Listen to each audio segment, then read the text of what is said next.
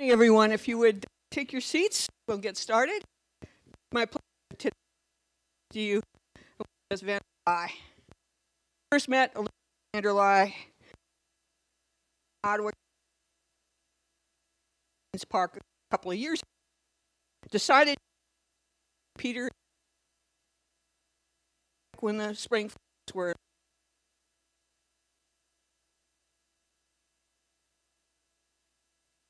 I've come to know about last question.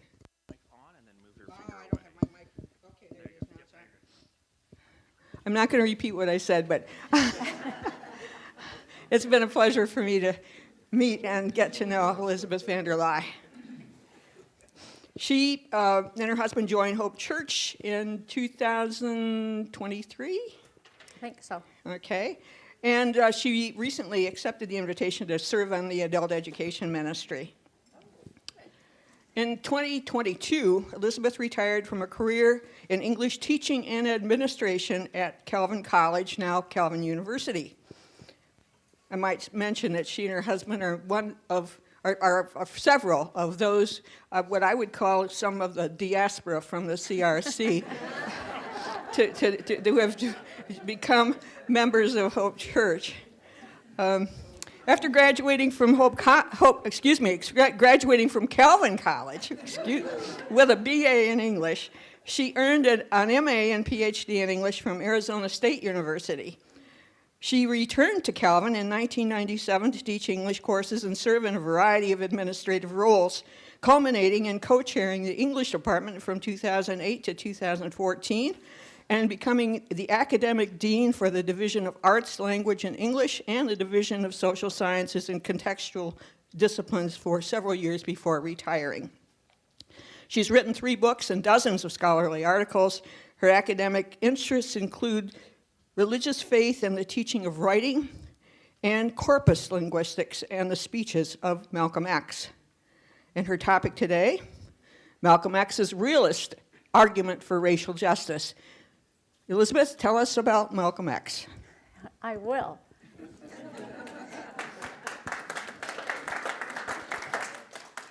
Thank you, Judy, for that very nice and very thorough introduction. I don't think I've ever been more thoroughly introduced. And I'm absolutely delighted to be here to talk with you about Malcolm X, a topic that I think deserves more attention.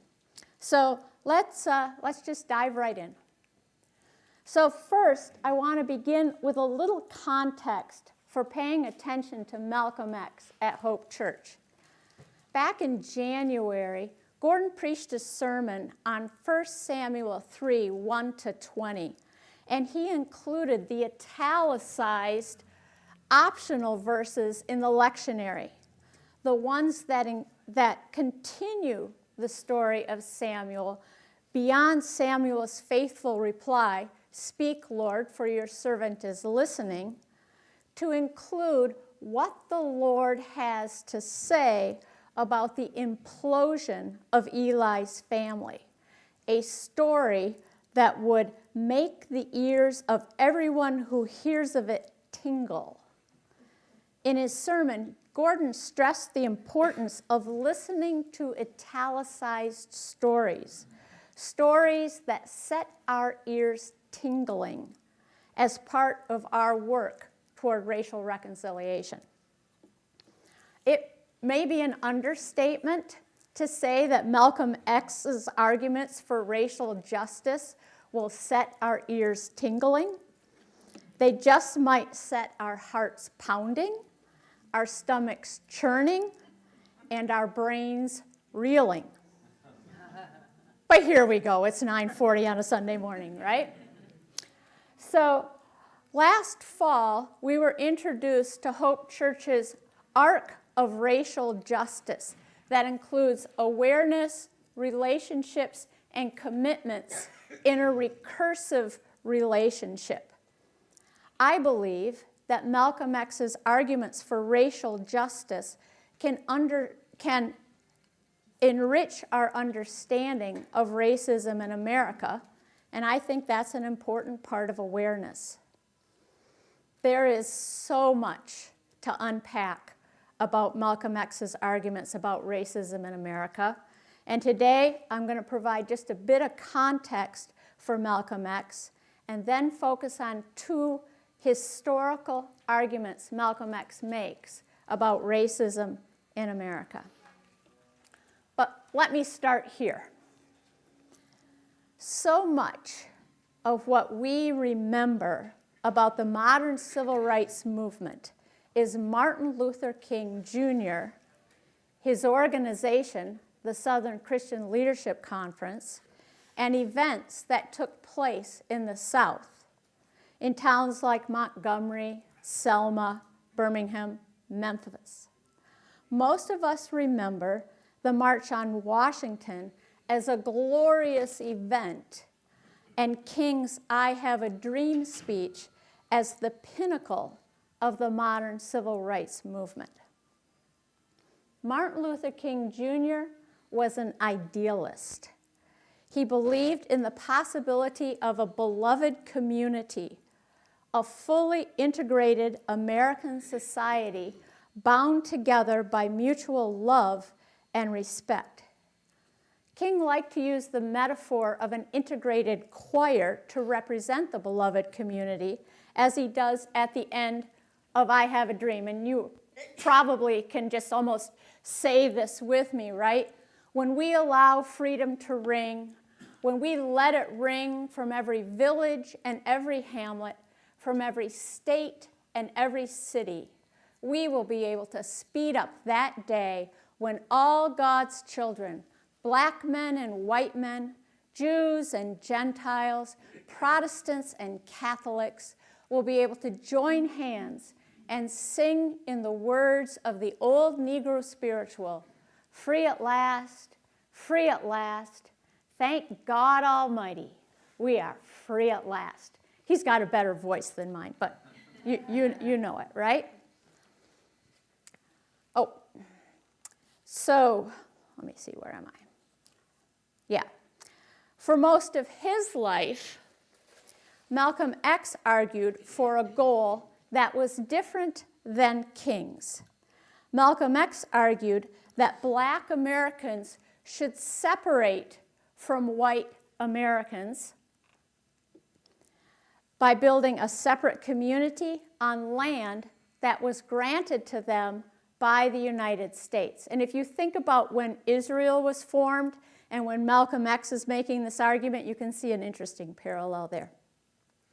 Malcolm X's black nationalist argument exists in a line of arguments throughout American history for black people to escape the ongoing control of white Americans by developing their self-respect and a community of black-owned businesses. Malcolm X based his arguments on a realist understanding of American history and the place of black Americans in that history. He understood key American concepts like manifest destiny and the American dream as having created opportunities for white people, opportunities that came at the expense of black people.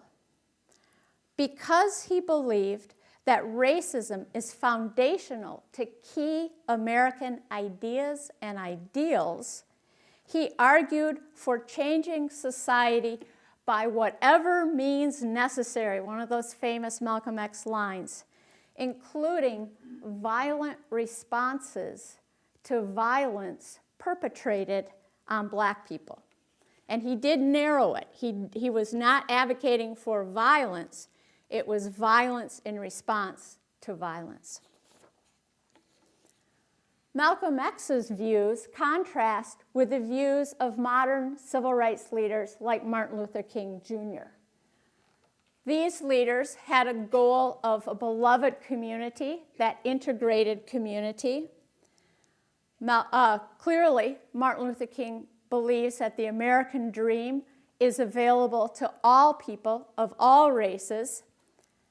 And key Martin Luther King's anthropology leads him to believe that you change people's minds by changing their hearts.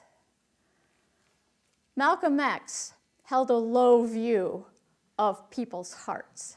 He went right for their minds. So, to understand Malcolm X's arguments, it's helpful to know a little bit about him. May 19, 1965, in Omaha, Nebraska, 25, thanks, Paul. Get these little helps from the back. Malcolm Little was born to Earl and Louise Little. A little backstory helps here.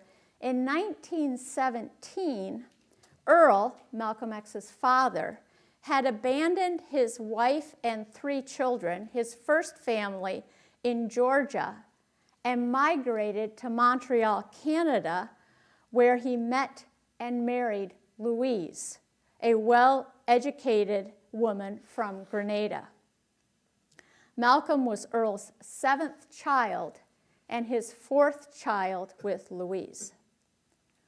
From the beginning of their relationship, both Louise and Earl were dedicated to promoting the ideology of Marcus Garvey, a charismatic Jamaican who offered fiery polemical attacks on white racism and white colonial rule. Garvey founded the Universal Negro Improvement Association, the UNIA, and Earl and Louise organized for the UNIA until Earl's death. Garvey was an adherent of Booker T. Washington's ideas about the importance of self-help, industrial education, and entrepreneurship. Unlike Washington, who appealed to middle-class blacks, Garvey focused his attention on poor black people, advocating self-respect, hard work, and the development of self-supporting black communities. Perhaps most famously, and perhaps as a result of his own international heritage, and unlike Washington, Garvey promoted the idea of Pan-Africanism, or the unity of people worldwide who trace their roots to Africa. Now, on to the rest of Malcolm X's early life. In 1929, Earl and Louise's Garveyite organizing brought them here to Lansing, Michigan. On November 9 of that same year, the Little family was burned out of their house by the Ku Klux Klan because of their organizing. White police officers and white insurance policy makers accused Earl of starting the fire to his own home with, I don't remember how many children they had at that time, but it was 5 or 6 children asleep at the time. And as a consequence, they received no money from their insurance policy. Around that same time, Malcolm, his father's favorite, began traveling with Earl to UNIA meetings and watched his father lead these organizing meetings. He also went with his father when his father would preach as an itinerant preacher, sort of pulpit supply to raise money at Baptist churches. And the contrast is one that stayed with Malcolm X throughout his whole life. On September 8, 1931, in Lansing, Malcolm X's father was killed in a brutal streetcar accident. An accident that Louise and many in the black community suspected to be manufactured by whites to suppress Earl's political activism. With only meager support from the state of Michigan, Louise and the children endured abject poverty. Malcolm writes about how hungry they always were. There was the additional insult of regular investigations by white social welfare workers from Michigan's welfare department. Because he'd been caught stealing, 9-year-old Malcolm was placed with foster families, some black families, some white families, and Malcolm left school after the 8th grade. After years of hardship, Louise experienced a mental health breakdown and was committed by the state of Michigan to the Kalamazoo State Hospital. Ella, one of Earl's children from his first marriage, traveled from Boston to help the children that Louise left behind. In 1941, Malcolm, still Malcolm Little, moved to Boston to live with his half-sister Ella. He began a series of low-level jobs, first in Boston, then in New York, where he became increasingly involved in Harlem's underworld, dodging the draft, selling marijuana, running numbers, and robbing houses. In 1946, Malcolm X was convicted of robbery and sent to prison. In prison, Malcolm began to pursue what he called his homemade education. Malcolm X took correspondence courses. He read extensively, particularly authors who challenged the ideology of white superiority, and he participated in a prison debating society that enabled him to hone his logical and argumentative skills. In 1948, Malcolm received letters from his siblings that told them of a remarkable religion that they had converted to, the Nation of Islam. Malcolm X also converted to the Nation of Islam and began an almost daily correspondence with Elijah Muhammad, the charismatic leader of the Nation of Islam. In 1952, Malcolm X was released from prison. He moved in with his older brother Wilfred, and he began proselytizing full-time for the Nation of Islam. First in Detroit, and when he was very successful in Detroit, he was moved to Boston. He was successful in Boston. He was moved to Philadelphia. He was very successful in Philadelphia. And finally, he returned to Harlem and built a Nation of Islam community there. So it's very, very helpful to know a little bit about the Nation of Islam's anthropology, or how the Nation of Islam viewed people. As a minister of the Nation of Islam, Malcolm X rooted his argument in a different from us, I think, most of us, understanding of human beings. Nation of Islam divided humans into two categories: all Europeans, who were labeled white, and everyone else labeled black or Asiatics. So this makes a relatively small group of whites and a very large group of blacks or black Asiatics. In Nation of Islam theology at the time, black people were the original man, and white people were devils, the source of all evil and discord in the world. Because white society was made up of devils, it could not be trusted, and the Nation of Islam encouraged members to segregate themselves from white and to support only black-owned businesses. So Malcolm X has that same distrust of white people until late in his life. Malcolm X suspected white Americans, especially white politicians, of cooperating with black civil rights protesters as a strategy to dilute the strength of the civil rights movement. For example, Malcolm X claimed that the March on Washington began with poor black Americans out there on the streets. According to Malcolm X, disenfranchised black Americans started talking about how they were going to march on Washington, march on the Senate, march on the White House, march on the Congress, and tie it up, bring it to a halt, not let the government proceed. According to Malcolm X, white politicians and wealthy white liberals took over the grassroots march by bankrolling moderate civil rights leaders and putting them at the head of the march. Here are a couple quotations from his message to the grassroots speech where he makes that argument. So this is Malcolm X. "It was the grassroots out there in the street. It scared the white man to death, scared the white power structure in Washington, D.C. to death. It's like when you've got some coffee that's too black, which means it's too strong. What do? You integrate it with cream to make it weak.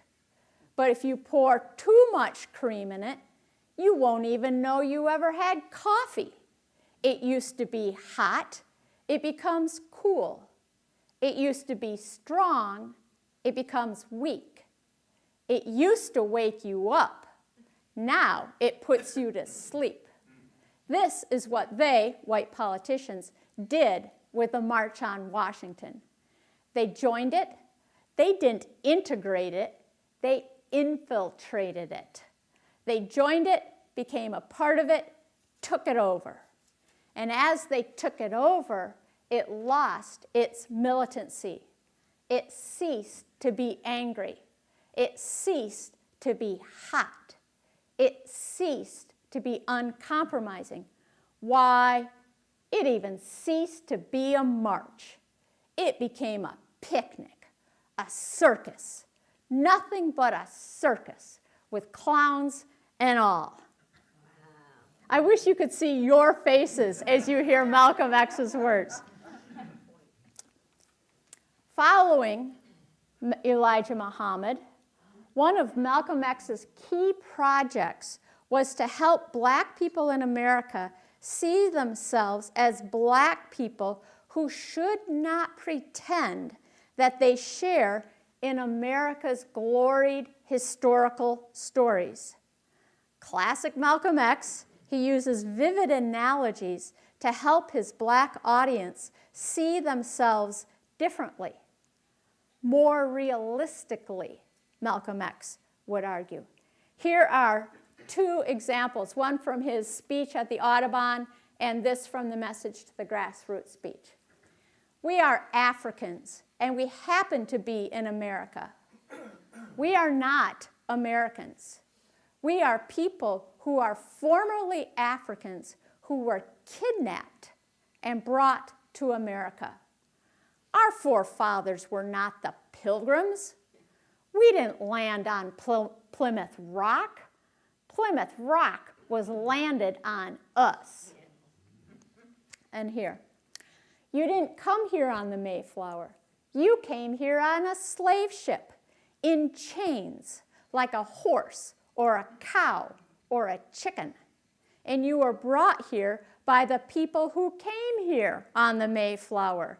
You were brought here by the so-called Pilgrims or Founding Fathers. They were the ones who brought you here. Malcolm X also used analogies to make clear that black people had a different status in the United States, not the status of American, which was available only to white people. Here from his speech, The Ballad or the Bullet. Well, I am one who doesn't believe in deluding myself. I am not going to sit at your table and watch you eat with nothing on my plate and call myself a diner. Sitting at the table doesn't make you a diner unless you eat some of what's on the plate. Being here in America doesn't make you an America. being born here in America doesn't make you American. And then later, no, I am not an American. I am one of the 22 million black people who are victims of Americanism. One of the 22 million black people who are victims of democracy, nothing more than disguised hypocrisy. So I'm not standing here speaking to you as an American or a patriot or a flag saluter or a flag waver. No, not I. I'm speaking as a victim of this American system. And I see America through the eyes of the victim. I don't see any American dream. I see an American nightmare. So Malcolm X's argument here actually has a long history in America. For example, Frederick Douglass makes a very similar argument in his speech, "What to the Slave is the 4th of July," a speech that he delivered to a largely white abolitionist audience in 1852. So he said, "I am not included in this glorious anniversary, 4th of July. Your high independence only reveals the immeasurable distance between us. This 4th of July is yours, not mine. You may rejoice. I must mourn." But then he continues.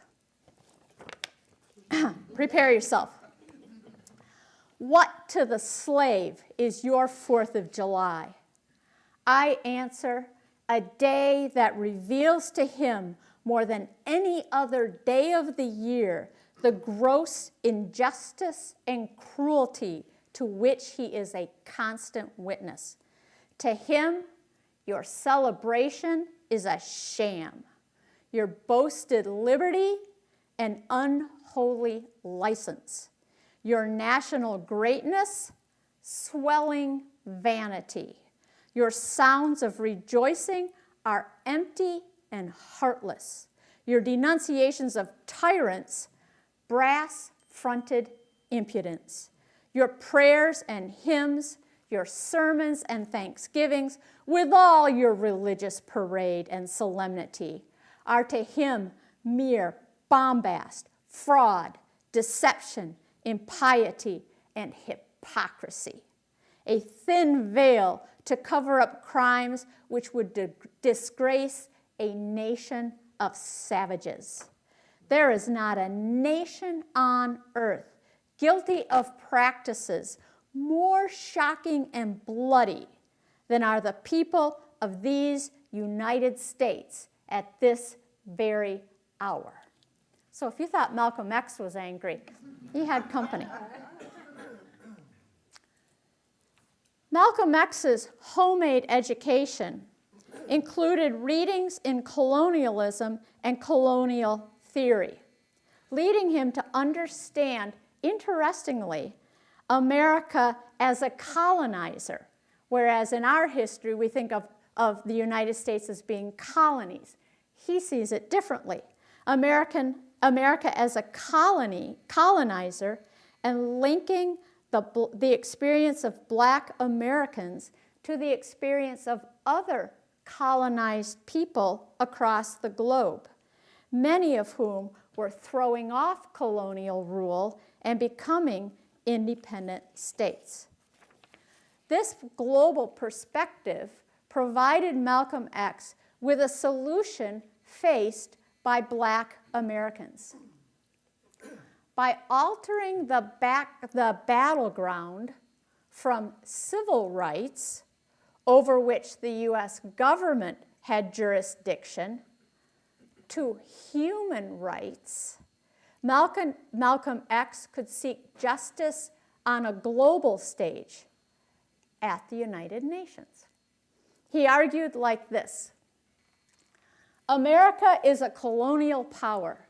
She has colonized 22 million Afro-Americans by depriving us of first-class citizenship, by depriving us of human rights.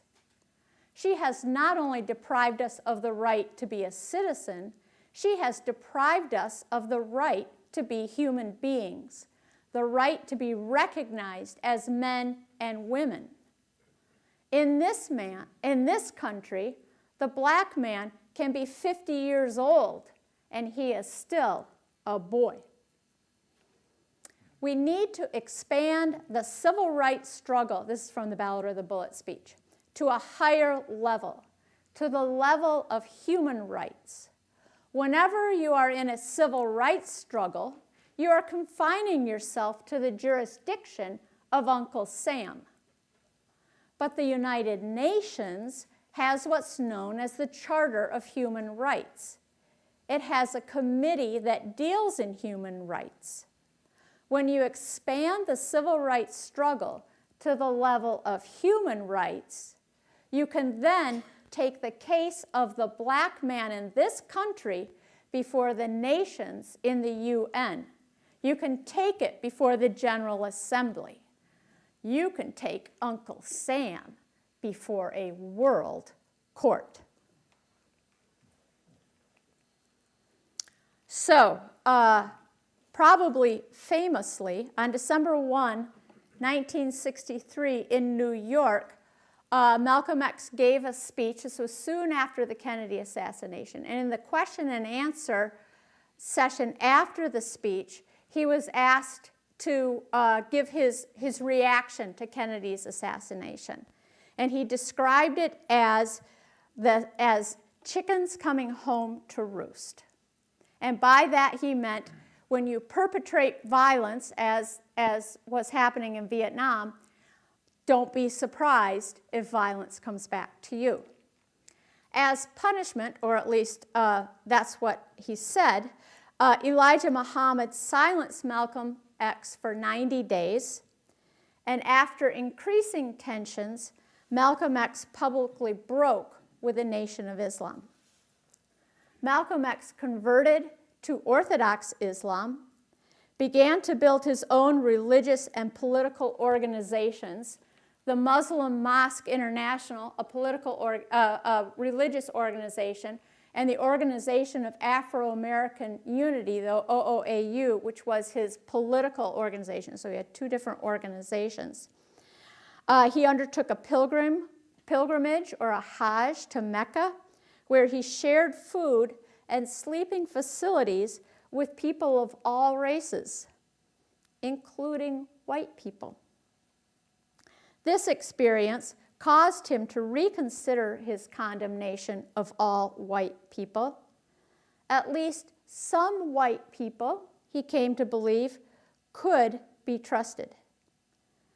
During the rest of 1964, Malcolm X toured Africa and Europe, building international relationships and raising international awareness of the racism faced by black people in America. On February 21, 1965, Malcolm X was assassinated as he was about to give a speech at the Audubon Ballroom in Harlem. As they experienced civil rights gains and losses, Martin Luther King Jr. and Malcolm X began to sound increasingly alike. After Chicago and the Poor People's Campaign, Martin Luther King Jr. increasingly despaired of the possibility of achieving a beloved community in America. And he became increasingly interested in global concerns, perhaps most notably in his 1967 Christmas radio address, which he labeled Beyond Vietnam, a time to break silence. This is what he said, and I'll read a little more that's on the slide. This is Martin Luther King Jr. As I have walked among the desperate, rejected, and angry young men, I have told them that Molotov cocktails and rifles could not solve their problems. I have tried to offer them my deepest compassion while maintaining my conviction that social change comes most meaningfully through nonviolent action. But they ask, and rightly so, what about Vietnam?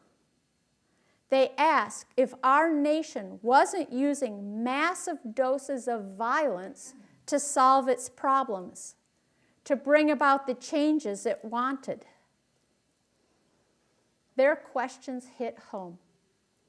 And I knew that I could never again raise my voice against the violence of the oppressed in the ghettos without having first spoken clearly to the greatest purveyor of violence in the world today, my own government.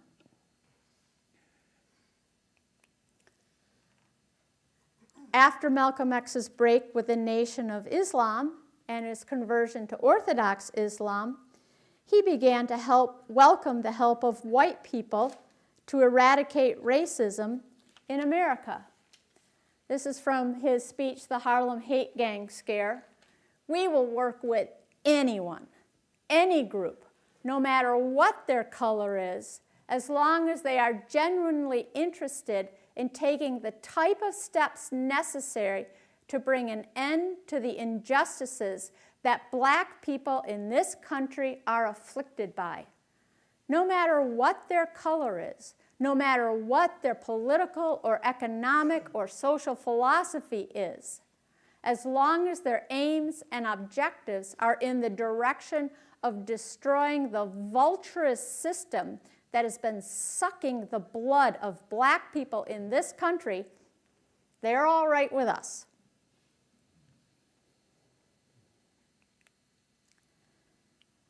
Malcolm X described himself as the angriest black man in America. He was angry, and rightly so. Angry about the daily injustices and danger and humiliation faced by black Americans. He was angry about the hypocritical way that the experience of black people had been erased from American history. And he was angry about the way that Americans accused him of fomenting hatred. In the Black Revolution, he says, sometimes when a person's house is on fire and someone comes in yelling, "Fire!" instead of the person who is awakened by the yell being thankful, he makes the mistake of charging the one who awakened him with having set the fire. So I spent a lot of time thinking about how Malcolm X might make our ears tingle. So here's 4 thoughts I had. First, I think Malcolm X offers a different perspective on the relationship of black people to the idealized history of the United States. And I have to say, every time I work with Malcolm X, I spend about 3 days afterwards thinking this through until I get numbed back to a sort of normative, the kind of history I learned in high school, shall we say. Second, Malcolm X's rationalist, evidence-based arguments are based on the idea that the United States is a colonizer and that white Americans are colonizers like other Europeans. There's lots of scholarship being done by scholars of color about colonial theory, decolonialization, and as a white person, it can be a daunting read. Third, Malcolm X's global perspective, bringing Uncle Sam before the World Court at the UN, challenges the idea of American exceptionalism. And I think that tends to make people uncomfortable in ways that surprise us, because for me, when I feel uncomfortable, I'm like, wow, I guess I do hold base ideas about American exceptionalism that I don't know that I thought I had. And then Malcolm X appeals to his audience's intellect, particularly through those glorious analogies. While a long line of Christian civil rights leaders like Martin Luther King Jr., Jamar Tisby, argue for appealing to people's hearts. And I wonder what's gained and what you think is gained and lost with each of those strategies. So that's what I have to say, but now I'm curious to hear what you have to say. I want to mention that we are being recorded, so bear that in mind with your comments and questions. I have a question that comes to mind after hearing you. Assuming we could get Malcolm X returned from the dead, what would he whisper or shout into President Biden's ear right now? I think he would talk about violence and standing up against violence. I think he would be scathing about the lack of progress we've made with civil rights and the ongoing position of Black Americans in American society. I think he'd be. And in the Middle East, what? I don't know, Judy. I don't know what he would say about the Middle East, but it would be interesting.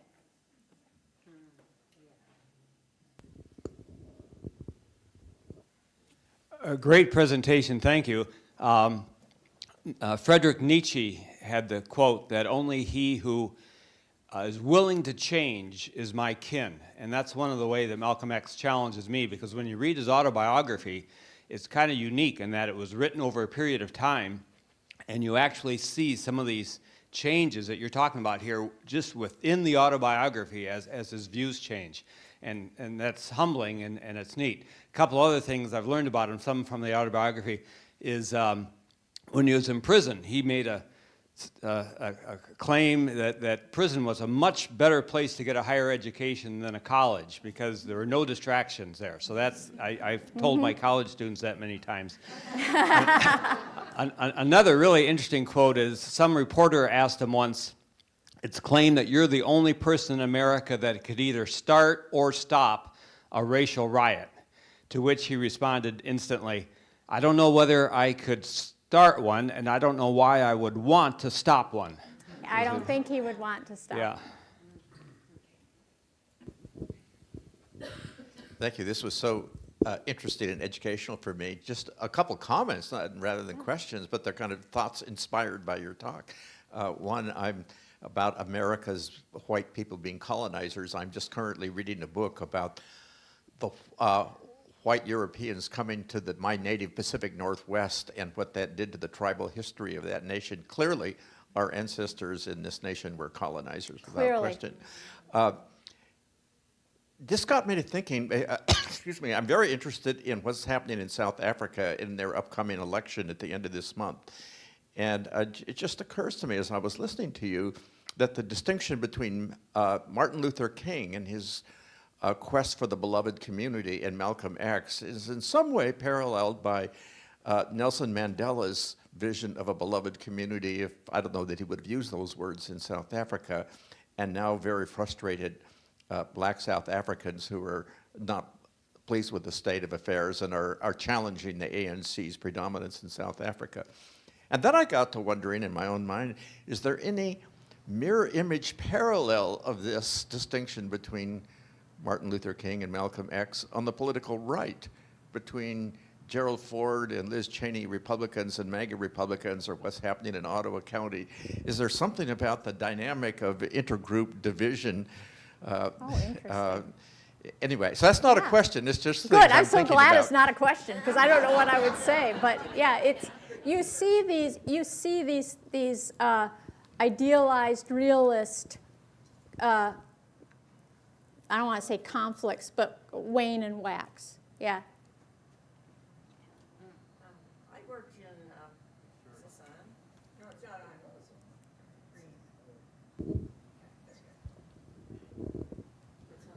I worked as a prison chaplain in Muskegon at Ernest C. Brooks for 12 years, and I worked with the Nation of Islam groups. And I had a Nation of Islam volunteer, learned a lot about the history, began to understand why the anger you know, that was there, and also about Malcolm X. Yeah, and I appreciate you bringing this up because hearing the stories of the other prisoners, working with them, listening to Louis Farrakhan every Saturday on the video in the morning, I learned an awful lot about their view of things and why they felt the way they did. Yeah. And the Nation of Islam has changed a lot over time. So when Elijah Muhammad died, and the Nation of Islam changed quite a lot. His oldest son and Malcolm X's oldest brother, Wilfred, were trying to move the Nation of Islam much more closer to Orthodox Islam. And the creation story with Yaqub, which is a wild read. Yeah, I know. Right? It's the scientists in test tubes. Right. That you don't hear Nation of Islam people talking about that anymore. It Yeah. really has. It really Yeah, has. it has changed. evolved, yeah. Yeah, it has evolved. So, and then there was another group in the prison which was more radical in a way. They called themselves the Melanics. It was a prison-based religion based on the Bible and on the Quran. And they had the same, you know, drive about, you know, the blacks and how they were suppressed and so forth, and that they were superior. And so I learned an awful lot, and I appreciate it, and I got to know people, and I would have a whole different view if I hadn't had that experience. I have a whole different view, too. It's interesting, Malcolm X, everywhere he traveled, he brought a Bible with him. And he knew his Bible as well as anybody. And I was initially curious about this because I was at the Schomburg, which has all of the archival records, and Malcolm X would deliver radio speeches. And so I was looking at his scripts of these radio speeches, weekly radio speeches. He was referencing obscure Bible characters and reading scripture verses. I thought, now what is going on here? Because this is a Nation of Islam radio broadcast. But he said most American black people were raised in the church, and if you're gonna fish, you gotta use the right bait. Hi. I just can't help but think, what would have happened if neither of those men had been killed? You know, I mean, like, it seems like both of them were actually moving toward each other. Converging. Right, at Yeah. the end. And I get it. I get how Malcolm X was so angry. I agree with him, you know, in everything. I get angry. Yeah, me too. Even though I'm part of it, you know. Malcolm X, I mean, Martin Luther King was doing wonderful things, but he was getting disillusioned. Terribly So disillusioned. what would have happened? Depressed. You I don't know? know. Oh. After Martin Luther King delivered his Beyond Vietnam speech, I mean, it used to be he could pick up the phone and call the president. He delivered the Beyond Vietnam speech. He was persona non grata Right. on the with white political leaders, and so Wow. being angry and calling your country out, Doesn't work. well, or you know, or how would it have evolved and changed? Exactly. I It's don't so know. interesting. I had one other question. You began by saying that Malcolm X had a vision of a separate place for blacks. Somewhere in America, I guess. They would have their own land. They would have their own businesses. Did that continue? Did his vision continue? You hear that early so Malcolm X's relationship with the Nation of Islam is not a simple one. It's not like he was rah rah and then bam, he got kicked out. He was really, you can see in his speeches, see him moving away from some of the Nation of Islam ideas. And that separate land is a Nation of Islam idea. And you just hear about it less and less. So maybe he was a little bit practical, I don't know. Thank you for this. We watched a documentary about the relationship between Cassius Clay, Muhammad Ali, and Malcolm X. And I'm curious about a few things. One is some films you would recommend, but another is who were some prominent people, other than those you've named, who Malcolm X had an influence, a strong influence on. After Malcolm X was kind of left the Nation of Islam, and he said some critical things of Louis Farrakhan, including about friends. They were not friends at the end. Louis Farrakhan may have had a hand in Malcolm X's death. Yeah, yeah. And then I'm curious about some of those relationships that you haven't mentioned that he had with people who we would recognize, and then where his source of funding came from to do the kind of travel that he did. That's partly why I'll answer the last part first. That's partly why I mentioned him growing up in abject poverty. Malcolm X was not the person who balanced the checkbook. His wife, Betty Shabazz, was in charge of family funds, and it was donations. And by the time when Malcolm X was assassinated, Betty Shabazz was in the front row with the 4 children that they had, and she was pregnant with twins. And she watched her husband get shot.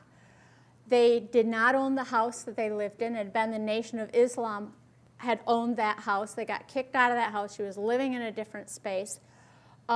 She had no source of income, and it was just donations from others that got her through.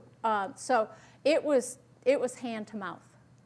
Malcolm X did not have a lot of money. He would get funded, like when he took his pilgrimage, the Saudi Arabian government paid for his whole trip. So he was getting funding internationally. And the people, he really, after he broke with the Nation of Islam, any biography of you read any biography of Malcolm X, and you come away, at least I do, going, oh, poor Betty. Here she was, 4 little kids, no money, and Malcolm says, you know what? I'm going to go on a trip. I'm going to leave you with no money and 4 kids, and you're pregnant, and I'm going to go to Saudi Arabia. I'm going to go to Africa. He was flying to London. He tried to get into France. France would not give him a visa to get into France, right? He was on the road constantly after he left the Nation of Islam. And it was, yeah, just kind of hand-to-mouth donations funding.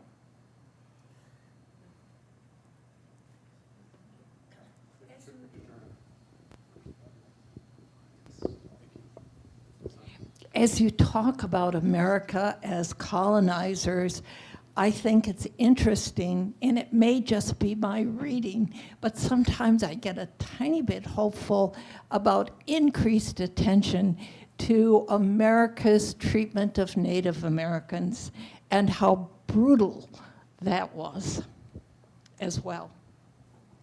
Yes, there's more, and that's good. And we're paying attention to it. But I don't think we think about black people in America that way. And all you need to do to be just horrified and angry with the kind of Malcolm X anger is to look at the school success rates for white kids and black kids. It's horrible.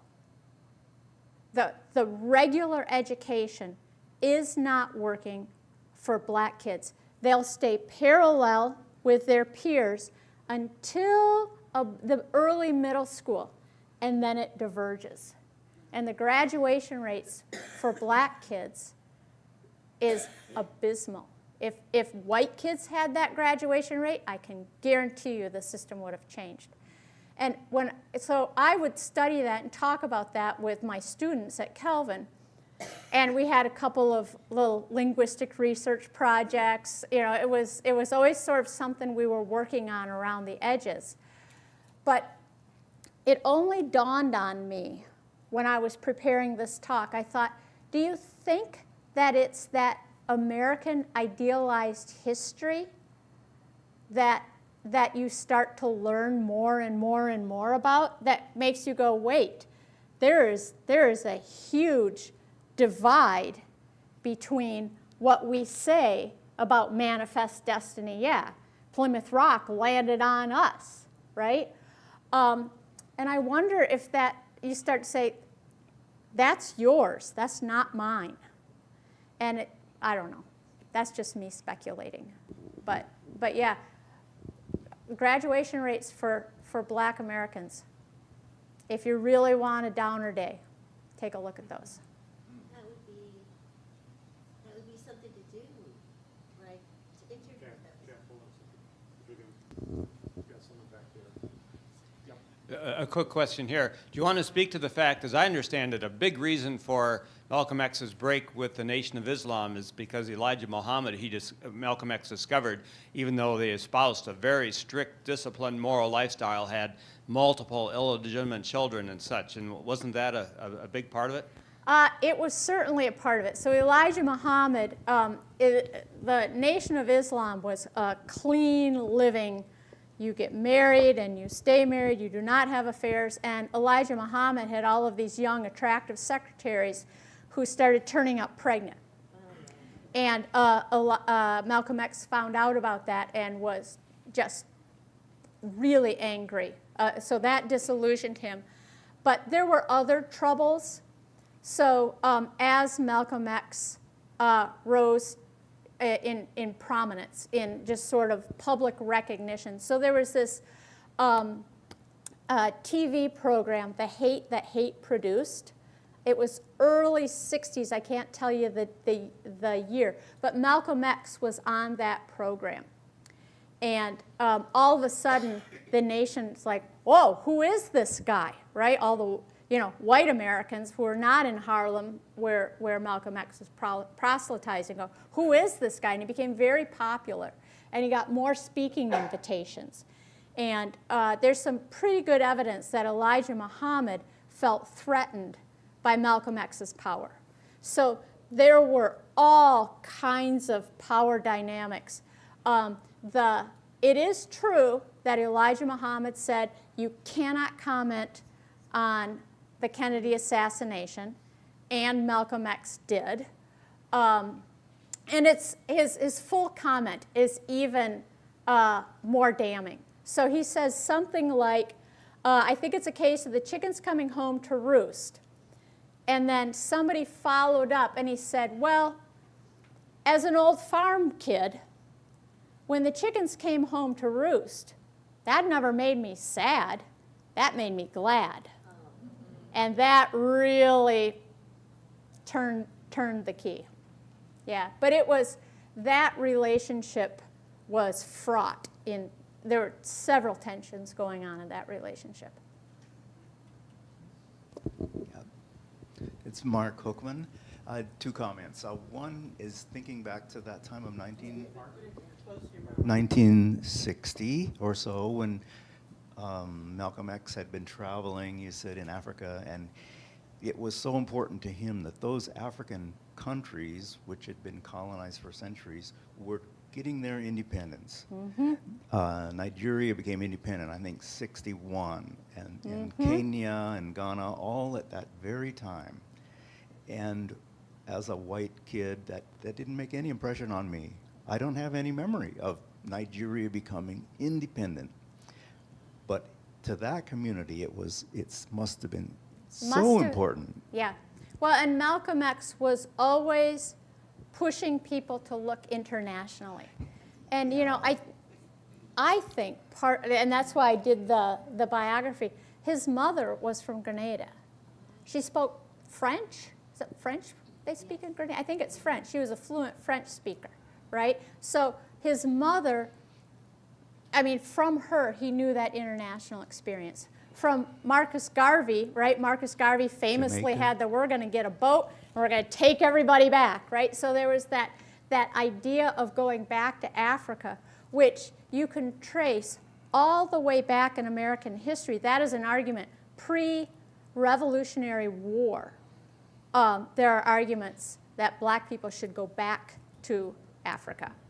So he was right in there. But that international focus, yeah, was Malcolm X. The other issue was how Malcolm and Martin Luther King were coming closer, but how differently they looked at the starting documents of the country. And one wanted to look at, well, King George and put our face in that. How could you be so much against King George and then the next decade you are King George over all these black people? How does that happen? Whereas Martin Luther King holds those as ideals, that, you know, all men are created equal. What a wonderful statement. Let's live into that. yeah, live into that. Yeah, he calls on our better angels to live into that. Whereas the other guy, you know, first puts your Yeah. head And in. I think, so I started off researching civil rights speeches by researching Martin Luther King Jr.'s. But I found I actually stepped away because every time I would talk about Martin Luther King Jr.'s theology, I would turn him into a Reformed Christian, and he was not. And so I'm like, I am not the right person to do this work. But I think that's something that appeals to me with Malcolm X. He sees people and he goes, people have dark hearts. You can't appeal to their best instincts, and maybe short-term, but not long-term. So you need more realistic judicial systems to make change. I kind of find that attractive. Plus, his language just makes me weak. I just so enjoy reading his speeches. One more. We have time only for one more. Go ahead, Carmen. Well, years ago, I heard a college graduate from a college out west say that change only comes from revolution. And it just really profound. And she said, revolution only comes from passion. And those words have stayed with me forever. And the passion of change. And I think all the big changes in our life are because people revolted and protested. It didn't seem to come from winning over hearts. But it is interesting when Malcolm X went to Mecca that he did have his heart won over a little bit by some white people who he felt he could trust. And so it's just, but it seems like right now in a country, what I'm concerned about is maybe we're trying to win people's hearts through letting people know this history, but there's huge groups of people who are trying to tamp down that history so that it won't be in people's minds. Yeah, discouraging. But I recommend, it sounds like a lot of people here have read Malcolm X's autobiography. I read it years ago, and it's so incredibly powerful, and there's so much more that Elizabeth couldn't tell today that's in the book. So, yeah. Well, and especially his time in prison, how he just came to understand facing the truth, and so. Yeah, well, the autobiography is hugely problematic, which is a whole different topic, how to understand that. But Malcolm X, the argument that you make is exactly the argument that Malcolm X makes. I didn't include here because it is so threatening. Malcolm X says, how do you make change? You make change through revolution. It only occurs through revolution. And revolution is bloody. If you want a revolution, you are going to bleed. And then he turns and he says, but you already bleed. Uncle Sam sent you to Korea, you bled. Uncle Sam sent you to Vietnam, you bled.